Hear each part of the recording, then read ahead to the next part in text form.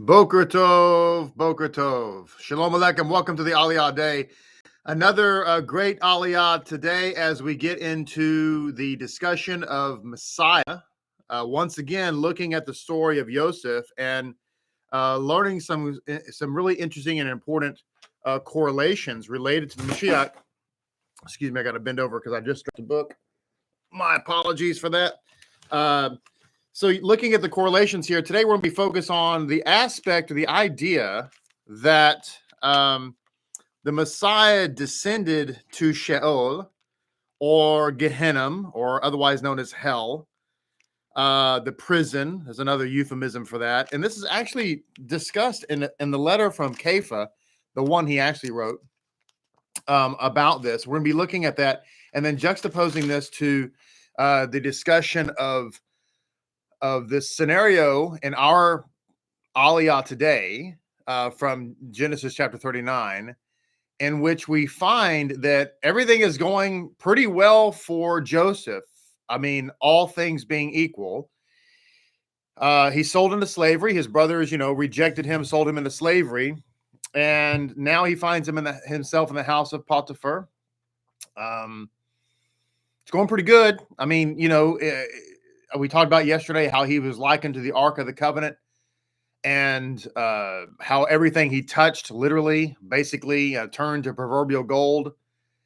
Even the stuff in the field, even the crops in the field were blessed. Everything was blessed.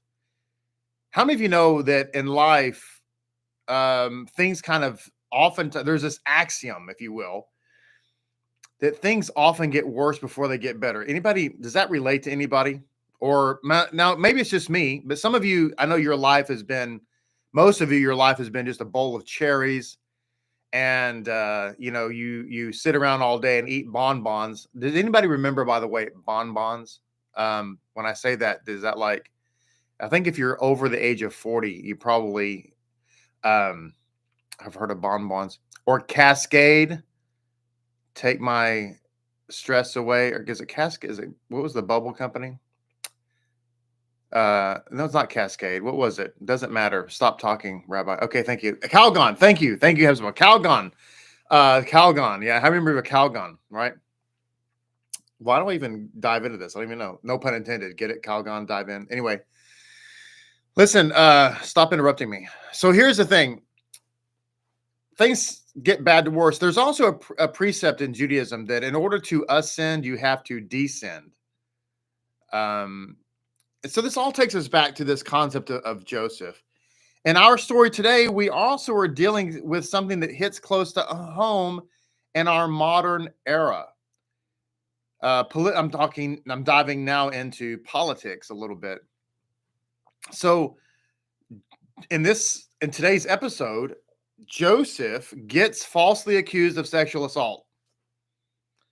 There's a woman who is the aggressor here, and she doesn't get her way. And in not getting her way, she commits a lawfare, as that is a term that's used in our last few years, and what she wants to get her way by blaming Joseph and saying that he tried to sexually assault her, rape her, or whatever. And we're going to find out later that this was all a plan of hers to continue to get her way, because in some strange idea she had that if she sent him to prison, that she would be able to somehow fulfill her wish with him, and we'll find that in the insides here in a minute. But what's interesting is that we're dealing here with a man who did not commit a crime, but was falsely accused of a crime and subsequently was thrown into prison.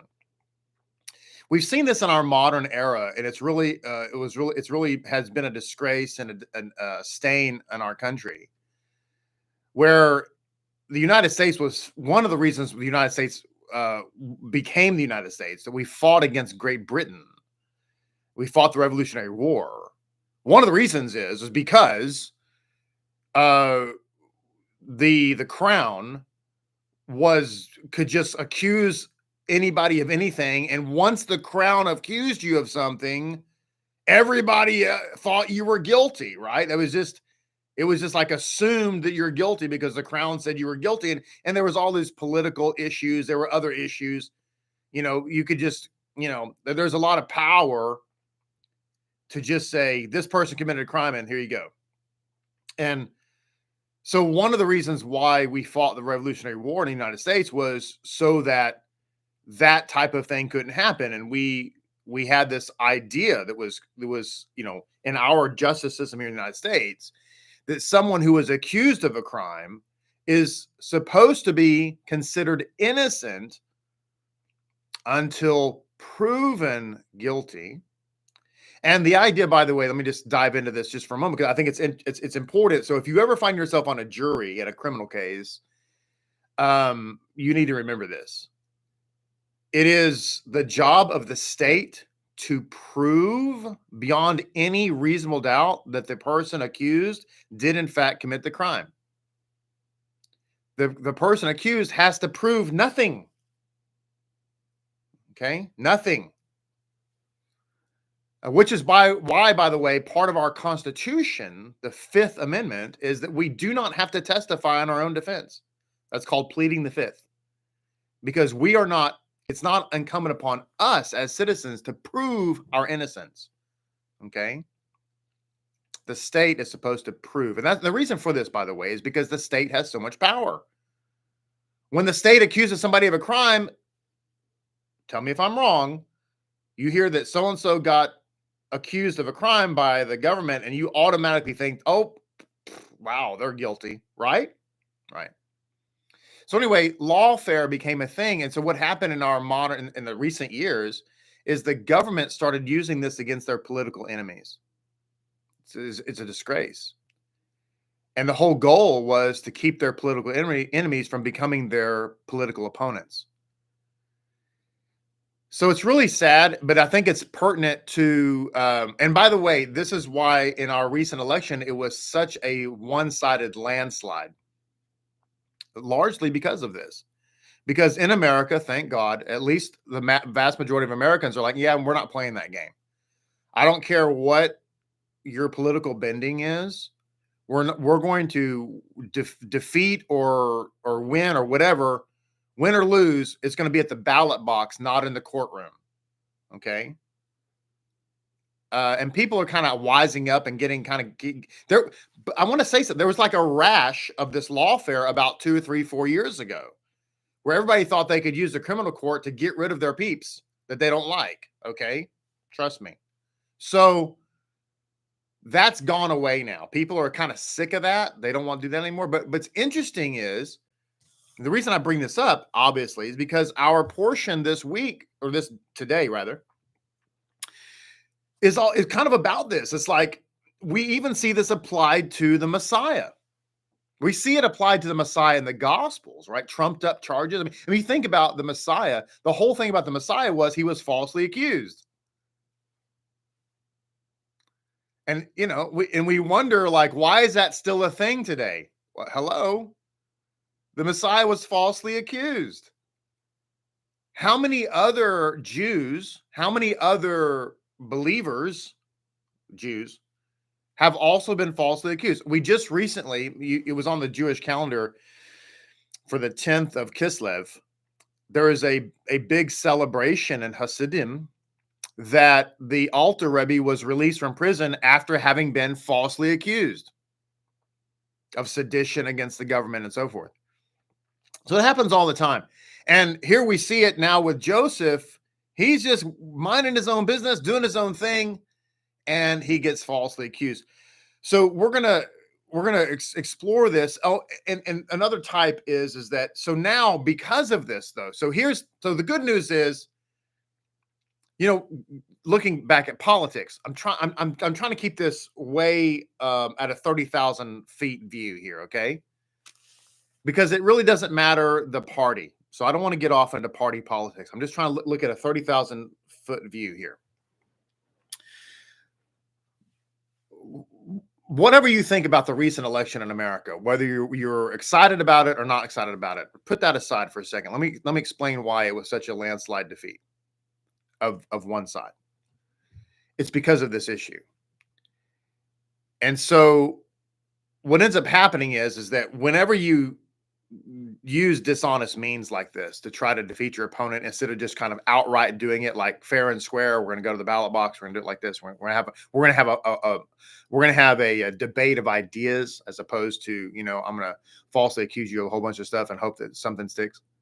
And all those cases, by the way, are all falling apart. Okay. But anyway, when you look at this, the whole purpose was to destroy Joseph. Actually, the purpose was she wanted to have her way with him. That was the whole thing, right? But he ends up going to prison, which is basically symbolic of going to hell. Because you have to understand, back then, prison was hell. Like, worse than death. Sheol, Gehenna, same thing, okay? So he goes to hell, and it seems like it goes from bad to worse. But had he not gone to prison, he would have not been in the position to interpret the dreams of Pharaoh, which we'll learn about next week, and become the viceroy of Egypt. So you see how this all kind of works. We see this in the life of Messiah as well, right? That at first he's just rejected because they're jealous of him.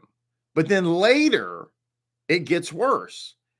It was later that the Messiah was accused of, well, he's not the Messiah because, he was like, all these fanciful stories were made up about him. Well, he was a disciple of some sorcerer or some ridiculous nonsense, things that weren't really a part of the original accusations.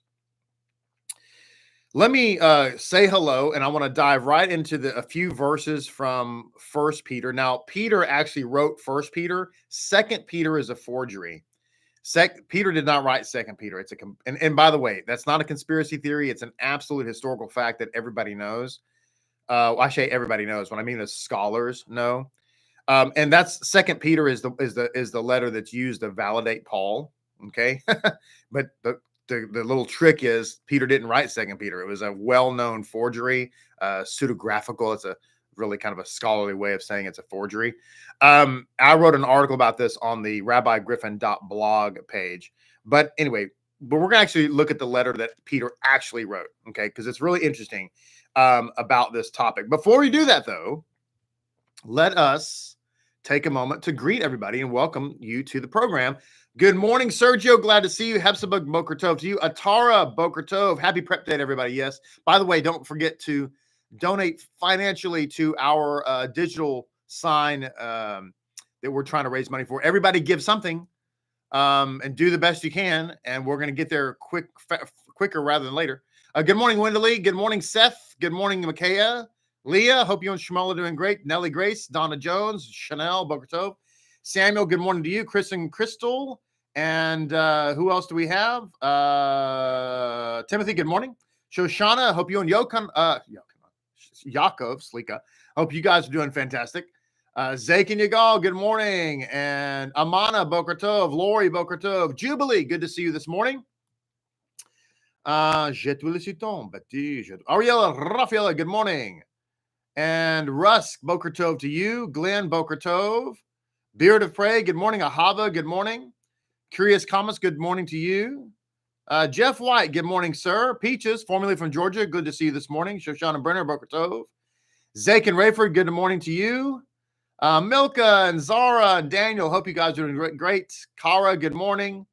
Alita, Boker Tov. Johan, I hope you're doing great this morning. Katura, good morning to you. Sarah Merritt, hope you and Shane are doing great. Clayton, good morning to you. Michael,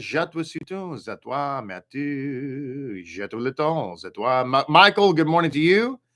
There's Shmuel, top of the morning to you, Shmuel. David White, good morning from beautiful Irving. Good morning, Emmanuel from Nigeria, Africa. And who else? Ellie, good morning to you. Kathy, good morning. Hulda, Boker Tov, hope you're doing well. And did I miss anybody? I want to make sure really quickly here. Who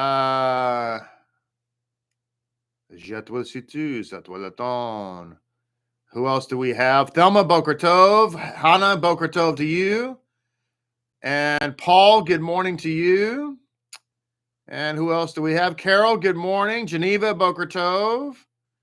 Yeah, Baruch HaShem. All right, so welcome back. All right, great. Glad you're all here. Those of you, Rachel Roja, who's watching on Facebook, good to see you this morning as well. So let's look at this passage from Kepha. Remember, of course, Kepha is a Jew, and there are certain ideas about the Messiah in the first century, and they come from all of them, actually. All the ideas about the Moshiach actually come from the oral law. This is one of the tricks of the anti-missionaries, you know.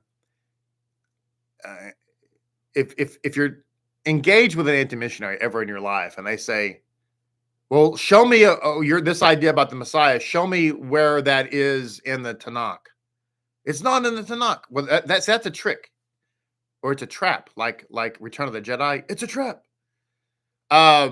Because the little secret is in Judaism is that there's literally nothing about the Messiah in the Tanakh. What? Rabbi, I thought you were a nutcase, but now I know. No, I'm not.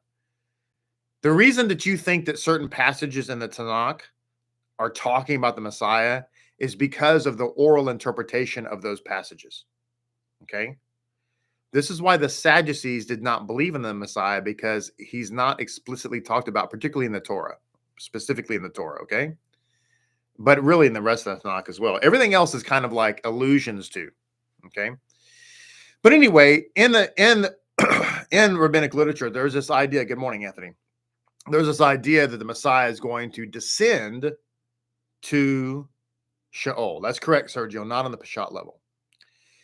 Now, Kepha talks about this when he's waxing eloquently about the Messiah in 1 Peter chapter 3. In his letter, beginning in verse 18, he said, "For Messiah died for sins once for all, the righteous for the unrighteous, to bring you to God.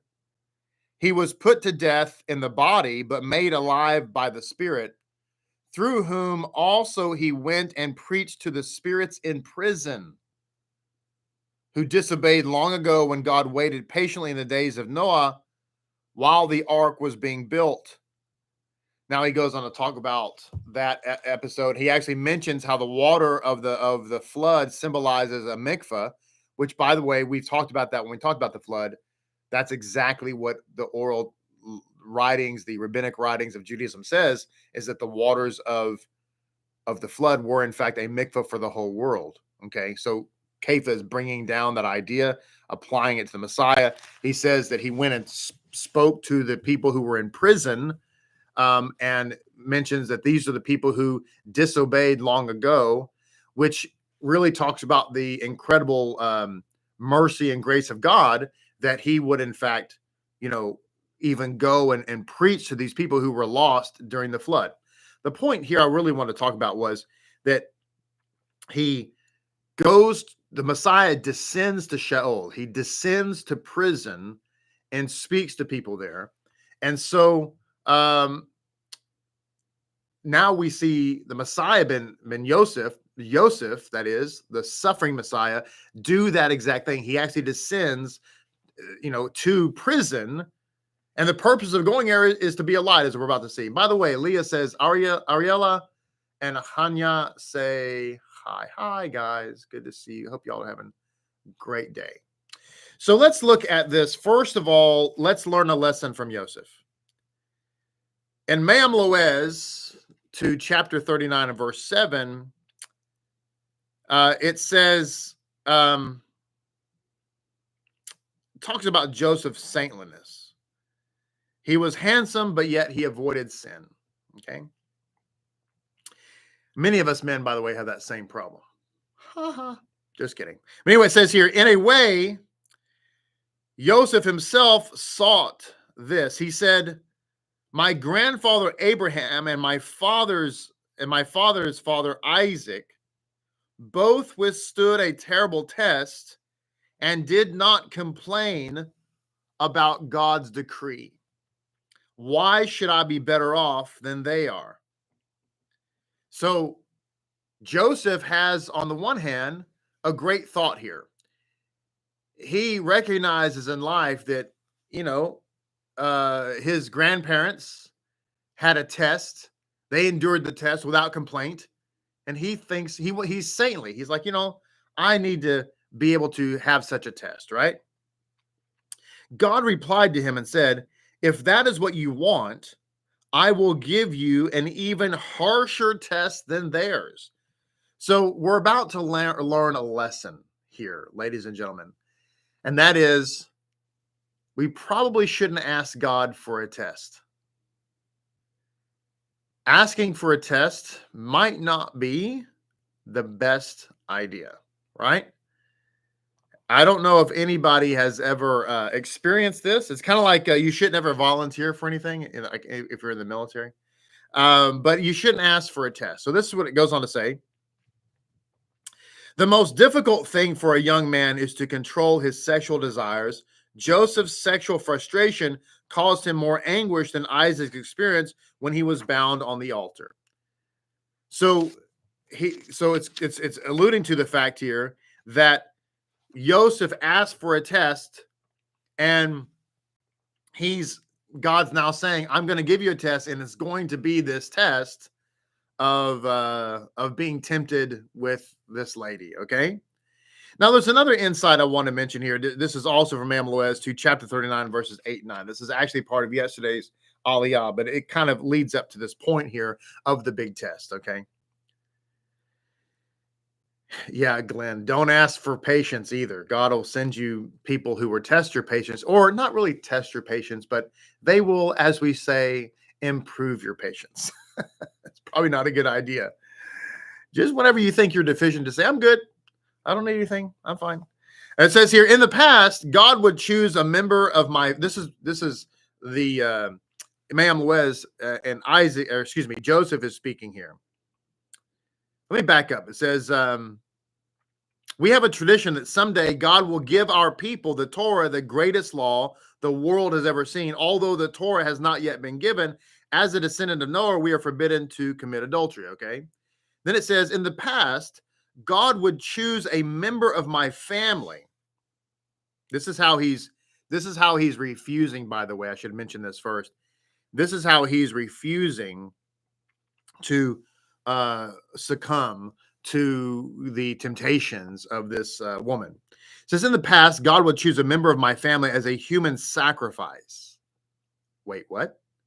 Yeah, let me read this again, because this is from Mayam Loez. Nod your head if you can hear me. Like, is this microphone on? Can you hear what I'm saying? Nod your head. Say, yeah, I can hear you. Listen to this. Okay, this is Mayam Loez's commentary. In the past, God would choose a member of my family as a human sacrifice, period. I'm sorry, what? Yeah, you heard me. That's what I said. He commanded Abraham to sacrifice Isaac, period.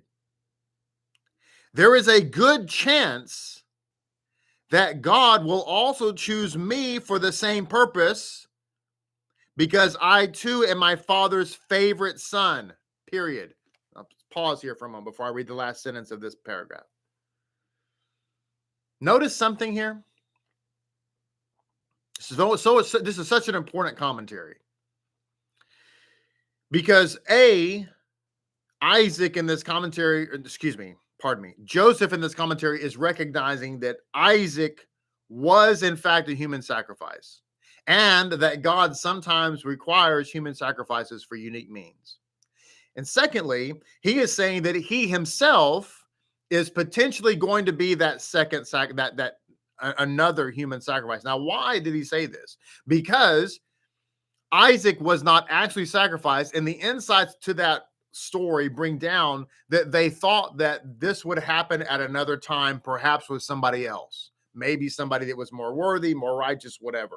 So in other words, what the Messiah ben Yosef is saying here, the suffering Messiah, Yosef, what he's saying is that I think that I'm going to be that sacrifice that Abraham and Isaac had intended to be, that would bring about the tikkun, the restoration of the error before the fall of Adam and Eve. That was the whole point. The reason that Abraham was willing to sacrifice Isaac is because he thought that Isaac would destroy, do away with, annul the sin of Adam and Eve, and return the people of the world back to the Garden of Eden. Do you understand that reality? Yes, you do. That's the reality. And so the interesting thing here is Joseph thought he was going to be that actual sacrifice. And who is Joseph? Joseph represents the Messiah who comes to suffer to be that sacrifice. So in fact, it wasn't Joseph. It was going to be, however, the Messiah ben Joseph, who was in fact Yeshua. Okay.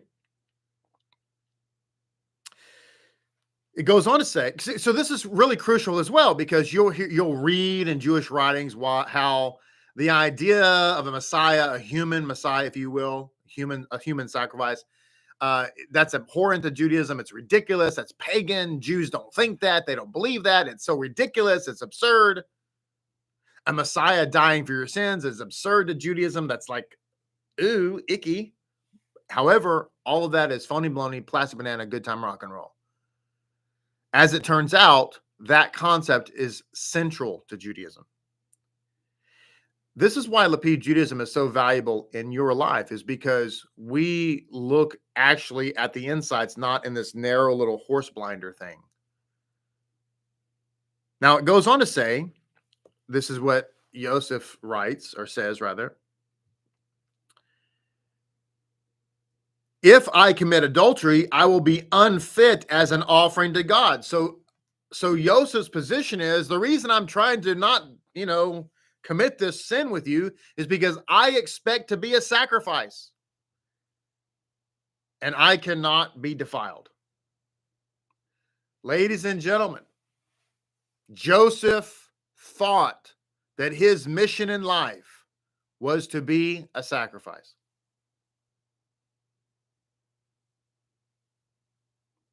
Like Isaac. Goes on to say in this insight, my God often reveals himself to people both day and night. He revealed himself to Abraham, to Isaac, and Jacob. What if he reveals himself to me and finds me defiled? Listen to this. Adam was given only one commandment, not to eat from a certain tree. When he violated this commandment, he was banished from the Garden of Eden and brought death upon the world. What are you asking for me is a worse sin? So in other words, now he's comparing himself to Adam. He's saying, look, and for Adam, God said you can have whatever you want in the whole garden. You just can't eat from that tree. So in other words, there was one thing that Adam was forbidden, and that was the tree of the knowledge of good and evil. So Joseph is saying, my master Potiphar has given me everything. I can have anything and everything in his house, except for one thing. I cannot partake of you. And it's a higher thing, because whereas Adam rather was forbidden a fruit, I am forbidden you, which women are sometimes referred to euphemistically as fruit. But in the case of Adam, he would have been violating a food law. Here, I'm violating, I would be committing adultery because you're the wife of another man. And so therefore it's a higher sin. So in other words, Joseph was saying, I'm tested with one commandment, just like Adam, but in my case, it's a higher level commandment, which is because he expects to be a sacrifice, which is going to undo the sin of Adam, which needed to be at a higher level in order to return mankind to the state of Adam and Eve. Do you understand that that's what's going on here? That's what Joseph is thinking in his mind. He sees himself as the Messiah who's going to suffer in order to bring a tikkun. Now, he wasn't wrong. It's just that he's the type. The reality is found in the Messiah. So it goes on to say here, besides, I'm greatly afraid of my father, who is very strict regarding these matters. My mother, Reuben, committed a minor infraction. He moved my father's bed from Bilhah's tent to his own mother's. His punishment was the birthright. His punishment, Reuben's punishment, was that the birthright was taken from him and given to me. So in other words, now he's saying, look, the reason that I am the firstborn, is because, or the reason I was chosen rather, is because I'm the firstborn son now. I'm considered, as it were, the only begotten son of my father, inasmuch as I'm the firstborn. It's been transferred to me, and I'm the most beloved. And so, in other words, he's racking up the pool balls and saying, "Look, I'm kind of, everything's kind of lining up right here for me to be the final sacrifice, and I'm not going to mess this up by, indulging in you so that I forfeit the opportunity to be a sacrifice that would bring tikkun to the world." It's really remarkable because in this discussion, he's it's talking about this reality of human sacrifice and so forth. By the way, talked about forbidden fruit, as Chris and Crystal just mentioned. Women are sometimes referred to as fruit euphemistically. But the word for the circumcision, right? The flesh of the circumcision, the flesh that is cut off of the circumcision, the orla. Interestingly, that is actually the same word that's used for the forbidden fruit of a tree. And the scripture also refers to man as a tree. Just as a side note here. So when you talk about a man becoming circumcised, it's a man ridding himself of forbidden fruit. And a woman who is with a man who's circumcised, she has done likewise, as it were. Okay. So moving forward to another insight here, staying with Ma'am Loez. We'll come back to that in a second. It says, although she spoke to Joseph every day, he would not listen to her, neither to lie next to her, nor to be with her. So some of her, temptations were, hey, just sit next to me. Lie down next to me, whatever. She's trying to coerce him into getting close to her, right? That's part of the equation here. And he's basically saying, no, which we could have a discussion about, Shomer Nagia and why we have the Shomer Nagia principles. And this is one of the reasons why, of course. But it says she pleaded with Joseph merely to let her lie next to him in bed, even under separate covers. Can't we even talk? She would implore. I swear by my God, he replied, that I will not even come close to you. If I am with you here, I will also be together with you in hell. So he's trying to tell her, look, if I do this, I'm going to go to hell. Okay. Do Jews believe in hell? Yes. Of course we do. I've said this before, but I've heard that Jews don't believe in hell. That is absurd. Jews don't believe in an everlasting hell. That's also absurd. That is so ridiculous. Don't believe that nonsense. Hell, Gehenna, Sheol is all over Jewish literature, as it is here. So it says, we wrote earlier that if a person is circumcised, he is guaranteed not to enter the doors of hell. This, however, does not depend on the mere removal of a piece of foreskin. There is nothing so great about that. The true idea, writes Ma'am Loez, of circumcision is that one should keep the covenant and not defile its sign. This is a major principle of Judaism. So Paul lied to you. He made it sound like we Jews, as long as we just perform this surgical procedure, that we think we're all good. All we have to do is remove a piece of flesh and, we're saved.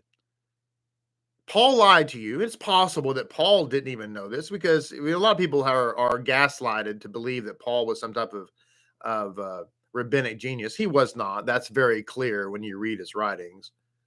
If you know anything at all, the only people, it's interesting. The only people that think Paul was a rabbinic scholar are people who know nothing about rabbinic Judaism or Jews or Judaism or Torah or anything. Conversely, the people who actually are scholars in Torah and are knowledgeable in Judaism read Paul and think that he is an imbecile. There's an article about this. I did not write it. It's actually, I shared it from the Encyclopedia Judaica, and it's called Saul of Tarsus. And so you can go to rabbigriffin.blog and find this article, and I encourage you to read it because it's written by Torah scholars who are discussing what I'm talking about here. The point is that in Judaism, circumcision only matters if you're actually living by the covenant. In fact, there's an idea that says that if you are an apostate Jew, that when you die, you're going to go to Hinnom, and at the gate of Gehinnom, Abraham is going to be standing there, and he's going to give you your circumcision back. Okay? So it goes on to say, if a man has intercourse with a Gentile woman, he remains bound to her like a dog. He cannot rid himself of her, neither in this world nor in the next. Intercourse between a Jew and a Gentile causes one of the worst defilements imaginable. Okay? Goes on to talk about who is the strong man. The strong man actually is one who is able to control their urges, as it were. Okay. So the temptation goes on. She constantly tries to tempt him and tempt him and tempt him and tempt him. And you know, she was actually almost successful. Okay. But in the end, he resisted her. And of course, the story goes on to say here in, let me find this right quick. She grabbed him by the garment, saying, "Sleep with me." They were in the house alone together. He ran out, and when she grabbed him, she took taking hold of his cloak, and he left his garment in her hand and fled, going outside. When she saw that he had left his garment in her hand and had fled outside, she called the men of her household and said to them, "See, he brought us a Hebrew man to intrigue with us. He came to rape me, and I called out in a loud voice. And when he heard that I had raised my voice and called out, he left his garment with me, and he fled outside." She kept his garment next to her until his master came home. Okay. She spoke to her husband in the same manner, saying, "This Hebrew slave that you brought us came to me and intrigued with me, to sport with us," or whatever. "When I raised my voice and called out, he left his garment with me and fled outside." When her husband heard his wife's words, which she spoke to him, saying, "Your servant did such and such things to me," he became furious. Now, verse 20 says, Joseph's master took him and placed him in the dungeon, the place where the king's prisoners were jailed. He remained there in the dungeon. So, yikes. So Joseph here is falsely accused, and he's thrown in prison. I mean, it's completely unjust. However, as we said earlier, there is this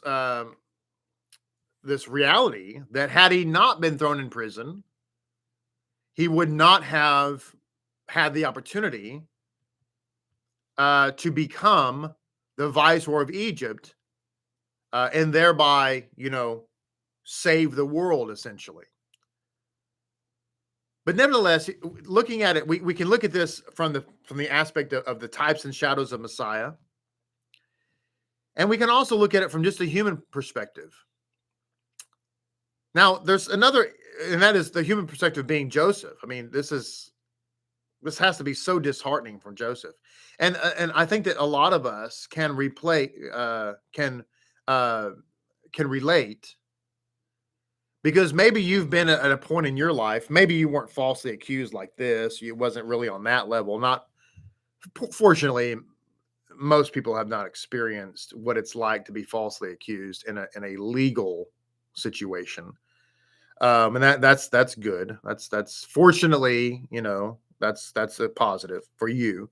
But maybe there was something else. Maybe it didn't quite reach that level, but you know what it's like to be accused of something you didn't do. I don't know. There's probably 1,000 examples, but people just make stuff up all the time, right? Because they're trying to cover up their tracks. And one of the things that it's easy to make the mistake. People hear something, they don't hear the other side, and they believe everything we're told. It's just a fact of life. What can you do about it? Pretty much nothing. But an interesting little plot twist here that we find here in Me'am Loez is that Potiphar actually knew the truth, and this kind of goes from bad to worse, if you will. And just think about this. This woman has falsely accused Joseph. He's being thrown in the prison. And Potiphar, who's actually throwing him into prison, as it turns out, really knows that his wife is lying. But he's going along with it for a whole host of reasons. Save face. It's better to live in peace with his wife, maybe. He doesn't want to ruin her reputation, or probably more importantly, his reputation. Being a member of the Pharaoh's court might be a bad look if your wife is trying to, be inappropriate with the house slaves. That's probably not a good look.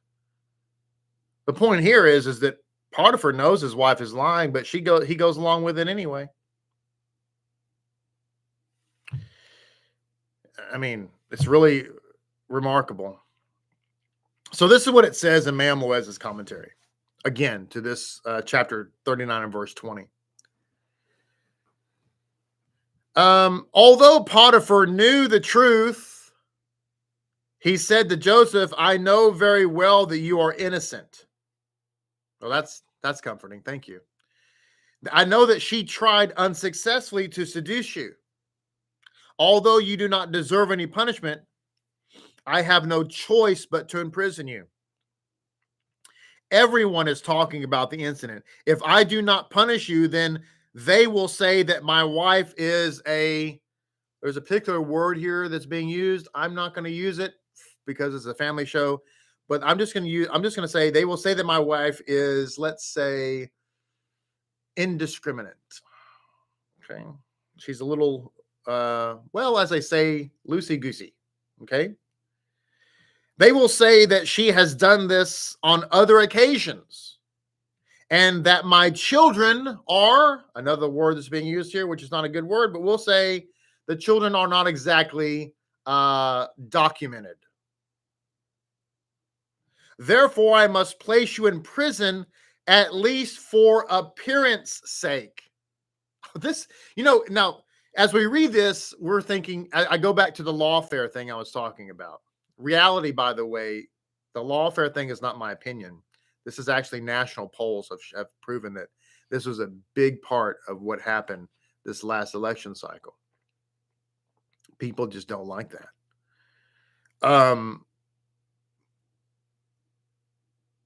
So from a lawfare point of view, we're looking at this going, wow.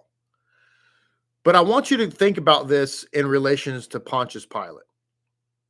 So Pontius Pilate knew that Yeshua was not guilty of sedition. He was not guilty of insurrection. Pontius Pilate knew that he had been turned over by the Sadducees predominantly because they were jealous of him. He knew that. He knew that Yeshua was not worthy of death. He knew that. Yet he went along with it anyway. Why? Well, historically, if we look at the history of that time period, the biggest thing with that particular area was that the Roman Empire wanted to make sure there weren't any riots or rebellions. So, in other words, Pontius Pilate had Yeshua killed just because it was easier to do that than to have a rebellion erupt potentially in the Holy Land, in which case his, life may be in danger because Caesar might blame him. So better to kill this guy and kind of, make peace. That's kind of what Potiphar is saying here. So we kind of see that there's a correlation of the innocent Messiah being turned over and the people who are killing him know that he's really innocent, but they're doing it for their own purposes, okay? And it goes on to say, another version says, when Potiphar came home, his wife told him the entire story. She wept loudly until he became furious and ordered that Joseph be flogged without mercy. So, he had Joseph flogged. He had Joseph beaten, okay? And Joseph cried out and said, I've been in your house for a year. Have you seen me do anything wrong? If you have, I'm ready to accept my punishment that you're going to give me. Yeshua said almost the exact same thing in Matthew 26:55 when he says, every day I sat in the temple courts teaching and you did not arrest me.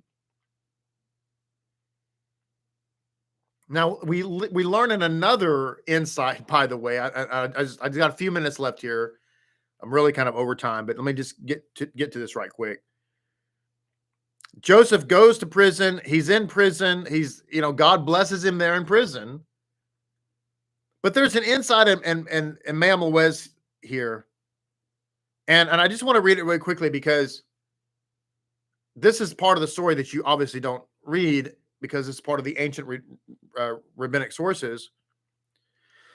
Potiphar's wife would come and visit Joseph in the dungeon.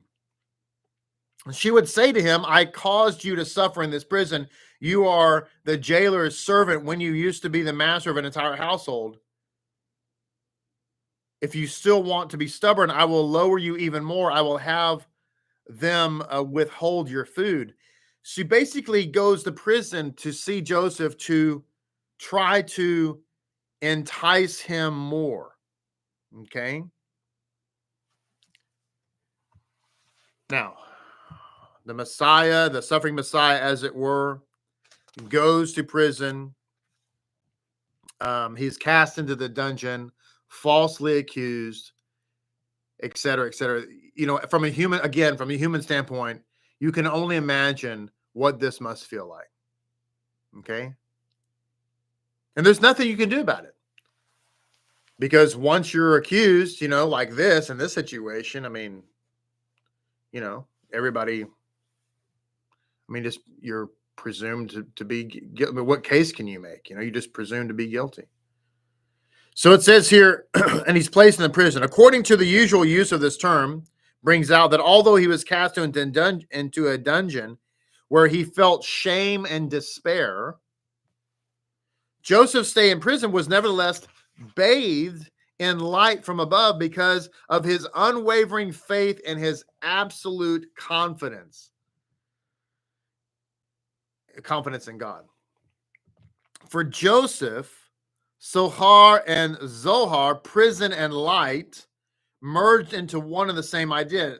Note that the next text reiterates at the end of the verse that he remained there in prison, which was a beit hasohar, literally translates a house of light. For the Torah continues, HaShem was with Joseph. For the innocent who suffer imprisonment, the dungeon itself can become a haven of light, provided that confidence in God illuminates their soul. Now, one final insight here as we conclude. So even though he was thrown into prison, there too, God was a light for him. So obviously, one of the lessons for us is to always try to maintain a bitikon, a trust in God. Many of us have stories to tell. We could all sit around and talk about difficulties we face, challenges we face in life, and how God saw us out of them. And so life has its challenges. Every day has its challenges, and we have to every day trust in God. So with that, a last insight here, as it says, Vayhi Adonai et Yosef, HaShem was with Joseph. Joseph's ordeals in prison are a prefiguration of the ordeals Jews would endure in exile. Okay? These exiles are comparable to Joseph's stay in the house of detention, which the Torah also calls a bor, a pit. Now, the word bor can mean pit, but it also means cistern. Our mikvahs, we have kosher mikvahs. Our mikvahs are designed on what's called a bor al gabai bor, meaning a cistern on top of a cistern. When you look at it, it looks like a pool, but it was actually specifically built in a very precise way. They're really a cistern that sits on a cistern, so that when you go to the mikveh, you're actually immersing in a cistern of living water. Okay. So it says this notes Rabbi Bachya is why our prayers contain the words Ya'aleh Ya'avo, may there rise and come, for they rise up from the depths of exile as though they were descending from the bottom of a pit. And just as the divine presence dwells with Joseph in his misfortune, so does the Shekinah hover over the Jew as he is in exile. As it says in Isaiah, in all their sufferings, that is the Shekinah, suffers with them, and the angel of his presence, that's Memtet, protects them. Isaiah 63:9. Yosef went to the pit. Messiah went to the pit.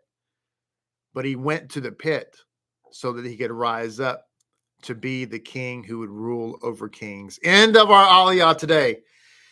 Well, it's been an exciting week of insights talking about the reality of Messiah Yeshua. The story of Joseph is going to continue next week. It's going to continue the week after that.